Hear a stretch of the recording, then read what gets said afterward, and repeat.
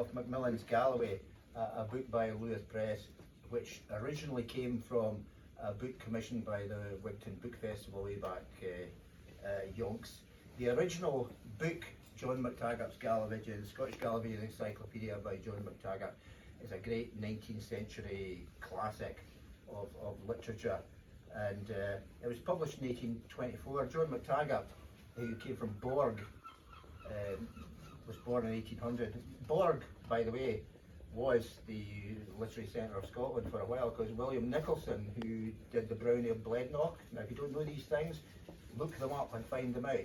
Brownie of Blednoch, a marvellous, rich old Scots language poem, and it was written in 1824 as well. So Nicholson and McTaggart were knocking about this small area of Borg in the 1820s, thus making it Scotland's literary power. Examining one of the panels of the ancient Knockhill cross, it is clear that the figure near the Archangel Gabriel, depicted with long hair and a microphone, is Neil Oliver. The historian with the best hair on television, even more beautiful than Helen of Kirkconnell, of whom Walter Scott said, "Oh Helen fair beyond compare, a ringlet of thy flowing hair, I'll wear it still forevermore, until the day I die." Neil is an ex-pupil of my old school, Dumfries Academy, where, so are we told by his agent, his love of history was born. As well as having hair, Neil is a great walker and has starred on TV tramping coastal paths around many countries that have a coast, like Scotland, Ireland and now Australia. My coastal walking is not as good as Neil's, and in fact only consists of a 22-mile hike done in the dead of night while completely drunk in mull after my glasses had been buried in a landslide. But even that small experience has filled me with admiration for Neil's achievements, as well as those of the TV crew who will have to trek the 35,846 kilometres round the variable coastline of Australia with heavy equipment and products to maintain Neil's hair in its condition. Going at the pace they were in the programme I saw, they should be finished when Neil is 107 years old, in the year 2074. The year which is, coincidentally, the 250th anniversary of the publication of McTaggart's Gallovision Encyclopedia. What an achievement that will be. Of course, walking long distances without thought to fatigue is a well-established tradition in Dumfries and Galloway. The old well path north from Durrisdeer and Nithsdale is thought to be the pilgrimage route that linked the south, ultimately Whithorn, with Edinburgh, Dunfermline and the royal heart of Scotland. It's also where men of Perths would think nothing of walking to university in Edinburgh or St Andrews from their homes.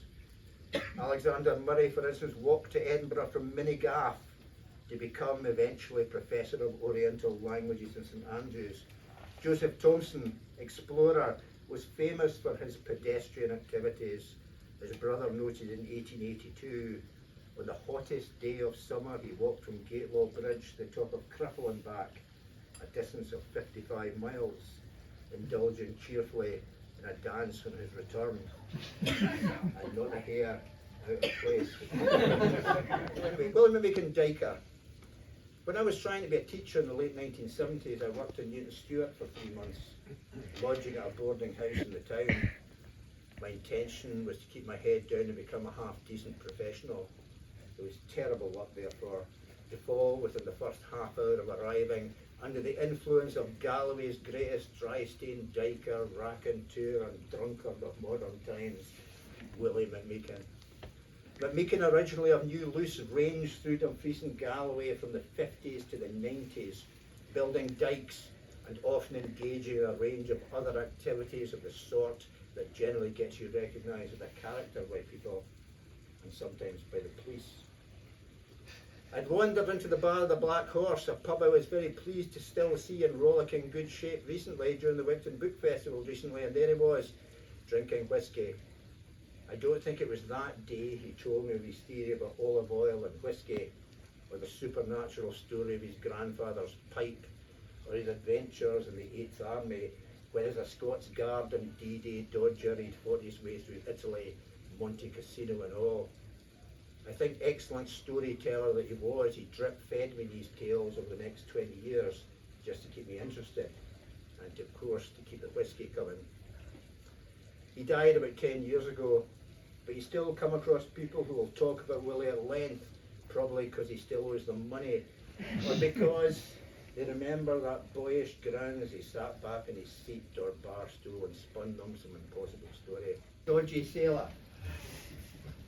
John Paul Jones from Arbigland is credited as founder of the American and Russian navies.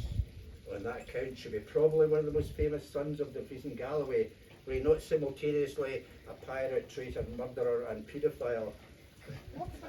It is a substantial portfolio. And when I found out recently that a friend had written a children's book about him, I was bewildered. I'm presuming there was no mention of the crew member he murdered with a sword, or the one he had flogged to death, nor of his cowardly attempt to attack his own hometown of Kirkcudbright, nor of his arrest for raping a 12-year-old, nor of him paying to frolic with underage girls. Probably instead, much will be made of his complete jammy successes against the Royal Navy during the Wars of Independence. JPJ was a triumph of ego over ability.